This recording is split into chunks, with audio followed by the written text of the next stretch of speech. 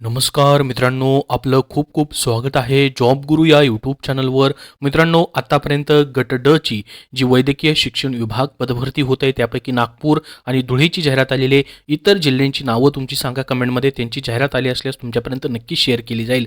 तर पहा मित्रांनो, आपण धुळे जिल्ह्याची सकाळी शॉर्ट नोटिफिकेशन न्यूजपेपरमधली बघितली होती. तर सध्या मित्रांनो पूर्ण माहिती पुस्तिका प्रसिद्ध झालेली आहे.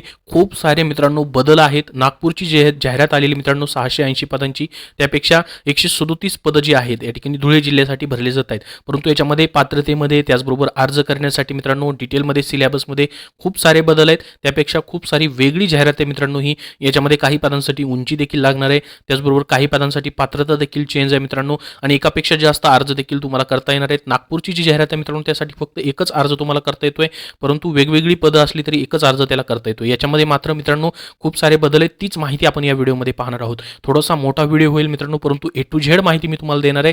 जर तुम्ही धुळ्यामधून अर्ज करणार असाल मित्रांनो तर तुमच्यासाठी ही चांगली माहिती असणार आहे. त्यासाठी हा व्हिडिओ शेवटपर्यंत बघा. या व्हिडिओला एक लाईक नक्की करा आणि अशाच अपडेटसाठी आपला चॅनल सबस्क्राईब करून ठेवा.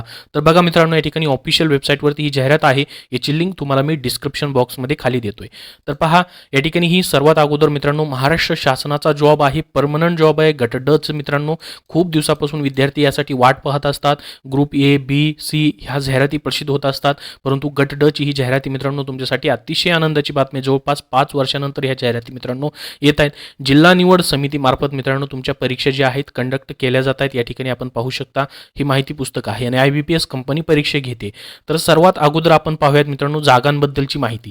त्याच्यामध्ये मित्रांनो जर आपण पाहिलं, श्री भाऊसाहेब हिरे शासकीय वैद्यकीय महाविद्यालय धुळे या ठिकाणी मित्रांनो 29 जागा आहेत. पहा, ही पदं भरली जात आहेत. या ठिकाणी ही गट ड ची सर्व पदं आहेत. पगार पाहू शकता मित्रांनो, खूप चांगला पगार आहे.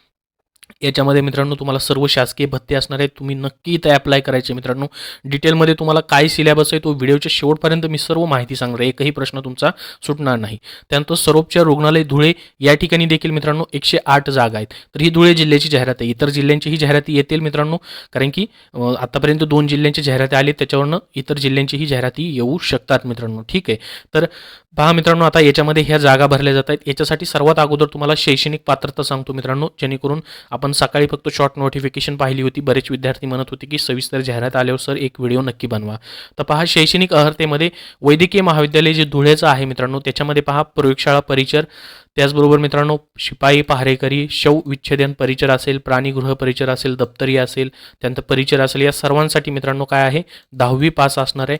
परंतु याच्यामध्ये मित्रांनो प्रयोगशाळा परिचरसाठी पहा 10वीमध्ये तुमचं विज्ञान विषयासह तुम्ही 10वी उत्तीर्ण केलेली असणं गरजेचं आहे. आणि सफाईगार जे पद असेल मित्रांनो त्याला 7वी पास तुम्ही असणं गरजेचं आहे.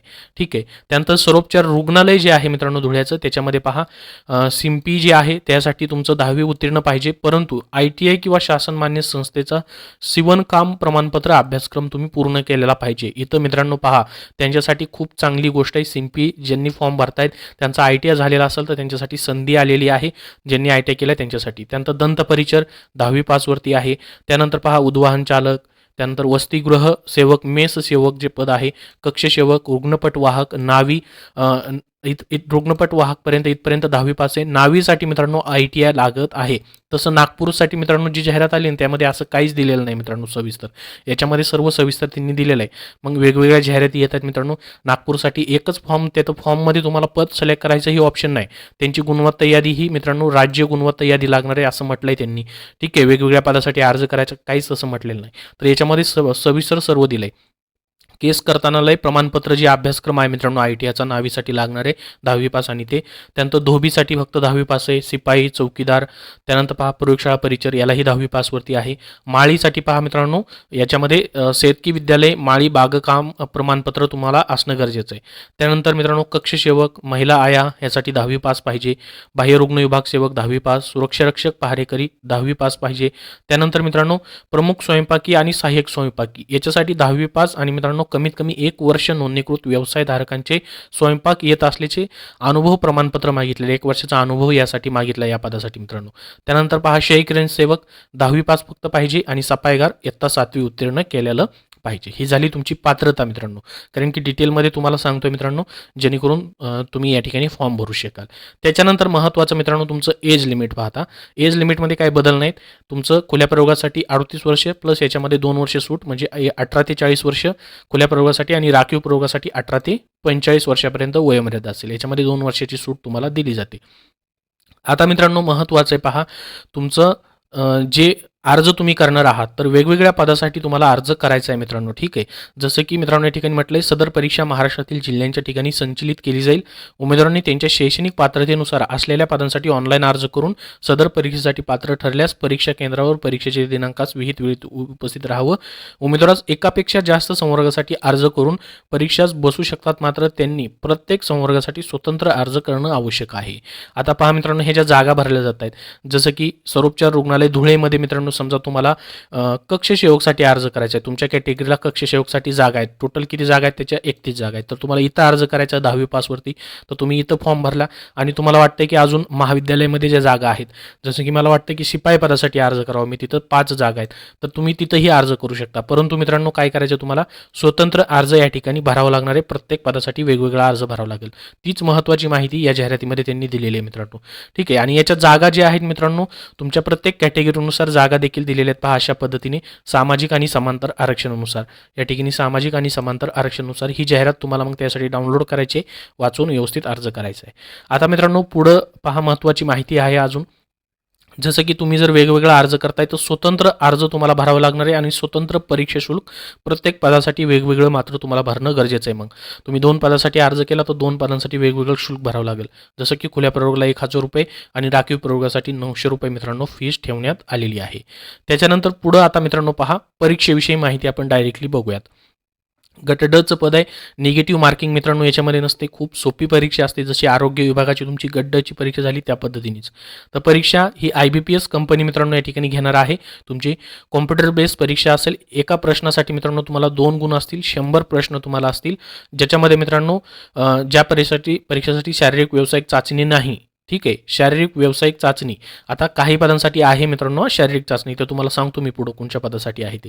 तर त्याच्यामध्ये गट ड मधील पदांकरिता मित्रांनो ज्याला शारीरिक क्षमता चाचणी वगैरे नाही, त्याच्यामध्ये मराठी, इंग्रजी, सामान्य ज्ञान आणि बौद्धिक चाचणी प्रत्येकी 50 गुण ठेवून मित्रांनो 200 गुणाची तुमची परीक्षा होईल. परीक्षेमध्ये किमान तुम्हाला 45% गुण म्हणजे 90 गुण तुम्हाला घेणं गरजेचं आहे. 90 गुणापेक्षा जास्तीत जास्त गुण तुमचे जेवढे असतील तेवढं तुमच्या निवड यादी म्हणजे निवड यादीमध्ये तुमचं नाव येऊ शकतं, म्हणजे कट ऑफ असतो मित्रांनो तो.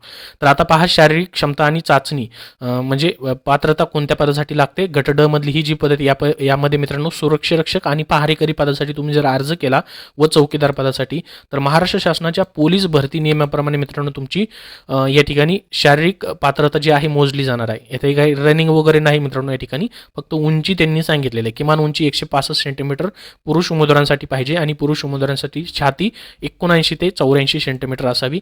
महिला उमेदवारांकरिता मित्रांनो उंची ही 155 सेंटीमीटर ठेवण्यात आलेली आहे.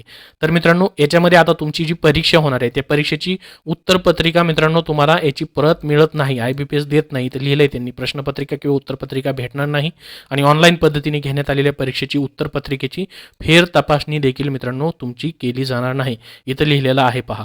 ठीक आहे. आता हे झालं मित्रांनो सर्व परीक्षेचं स्वरूप तुमचं. त्याच्यानंतर आता तुमची परीक्षा जी घेतली जाणार आहे मित्रांनो त्याचा डिटेल सिलेबस त्यांनी दिलेला आहे. A to Z मित्रांनो सिलेबस आहे पहा.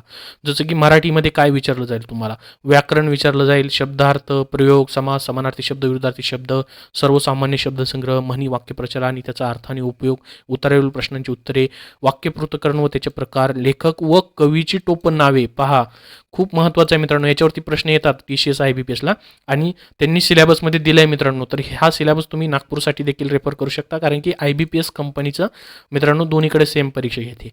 समूहदर्शक शब्द, ध्वनिदर्शक शब्द, प्राणी व त्यांची घरे ऑलरेडी मित्रांनो खूप डिटेलमध्ये सिलेबस आहे.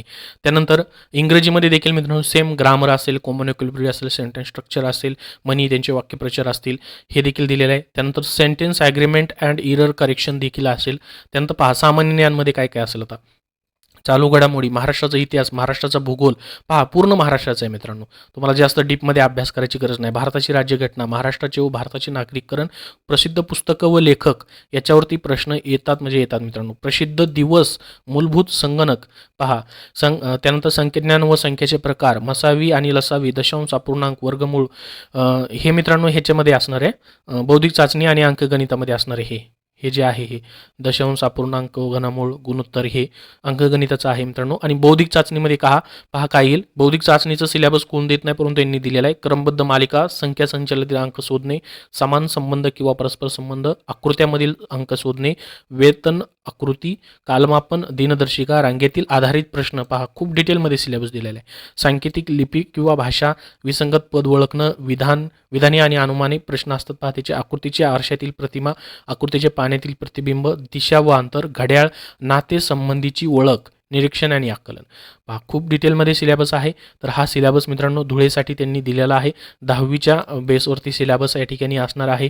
तर सर्व माहिती तुम्हाला दिलेली आहे मित्रांनो. अजून जर याच्याबद्दल काही प्रश्न तुमचे असतील तर मला कमेंट बॉक्समध्ये कमेंट करून नक्की विचारू शकता.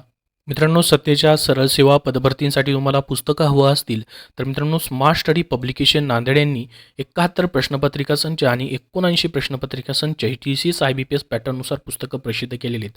प्रत्येक पुस्तकामध्ये मित्रांनो 7,000पेक्षा जास्त पदांचा समावेश आहे.